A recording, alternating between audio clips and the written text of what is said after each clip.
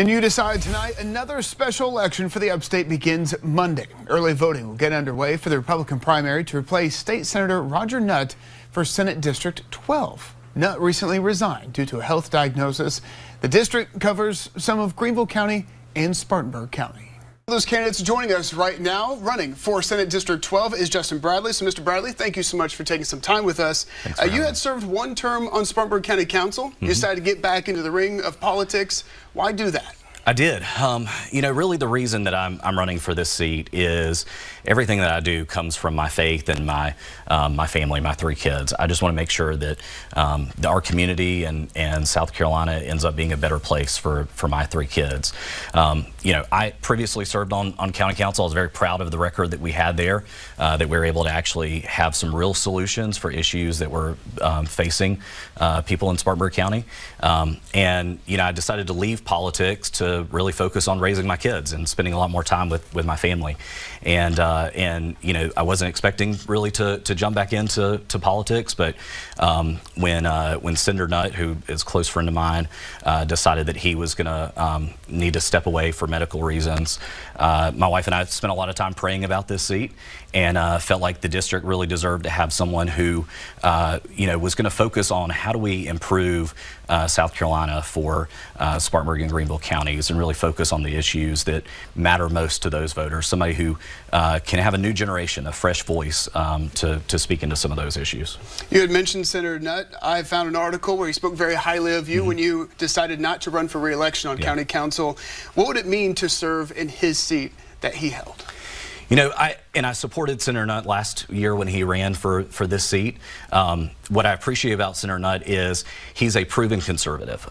There's nobody who questions Senator Nutt's values. He comes at every issue from a conservative viewpoint.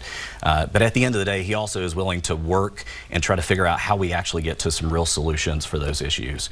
And so I hope to be able to carry on that legacy. That's the approach that we've always worked together. When we were on county council, we worked together on a lot of those issues, and I hope to be able to continue to do that. On your website, you list out some of those priorities that you have if you are elected to the Senate. One of those at the very top, fixing roads and bridges. Absolutely. That's top of mind for a lot of voters. Yeah. Number one topic for the gubernatorial race right now. So when it comes to your efforts at the State House, how much of an effort will that be to finally fix our roads and bridges? Yeah, you know, when we talk about fixing our roads and infrastructure, obviously we're behind the growth that we're seeing. The tremendous growth that's happening in District 12 especially. We continue to see more and more people move into the area, more and more people coming from outside of the state moving into our area. And we're excited to have all of those people here. It's a good problem to have, but it still is a problem, and we've got to deal with it. You know, one thing that I've always focused on is making sure that we're applying our taxpayer dollars in a way that the taxpayers actually believe is a right use of those funds, prioritizing it. Roads and infrastructure is a core government function, and so we have to prioritize that and make sure we're putting our taxpayer dollars to use correctly in those. And that involves actually looking at DOT. I know there's a lot of talk right now about DOT and how do we make it more modern, how do we make it more transparent, how do we make it more efficient.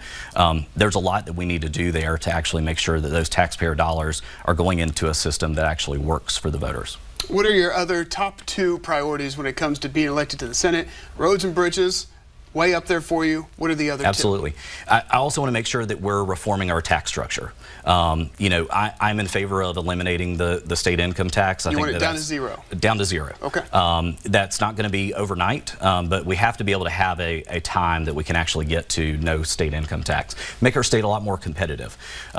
The other issue that I really care deeply about, and it's an issue that matters very deeply to our family, is education. I have three kids. My two oldest are in the public school system. I want to make sure that our public school system is able to provide kids the opportunity, every student the opportunity that they need in the education system. My youngest also has some learning differences, and for her, the public school system is not the right fit. And so my wife, we actually have the luxury of her being able to homeschool my youngest child. I want to make sure that every child has the opportunity to have the learning environment that works best for them. So that's making sure that our public school system is the best for all of the students who need that, and that is the right fit for them, but also making sure that kids have the opportunity to go for the system that works best for them too. Real quickly here, where's the balance with that? Because that back and forth continues to be challenged about taking public funds into private schools. Absolutely. At the end of the day, I think the taxpayers deserve to be able to have control of where those funds go. I think parents should be able to have that choice to be able to make sure that those funds are being applied to the system that works best for the kid. So I would like to continue to expand those opportunities and those options for students. Again, not at the expense of our public school system, but also making sure that that parents have that decision-making authority. All right, Justin Bradley, candidate for Senate District 12. Thank you so much. Thank you. And once again, early voting for that Republican primary begins next Monday, October 6th.